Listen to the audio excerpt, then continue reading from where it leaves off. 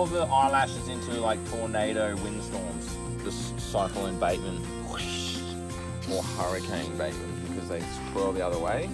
And you actually get that top eyelash to just bend downwards instead of upwards. This is some oil-free cream, which we don't want to use. This light little fluff like this. Just get that brush and just fluff everything. And it really just blends in all the colours. You just put that straight on to the lip and the top one. Make sure you get the top. And the corners are pretty especially hard to get to, kind of like when you're shaving your knees. Oh, try not to get one little fluff. A fluff, yeah. The sun's shining, so it makes it Can I have a really beer? dramatic. Thanks.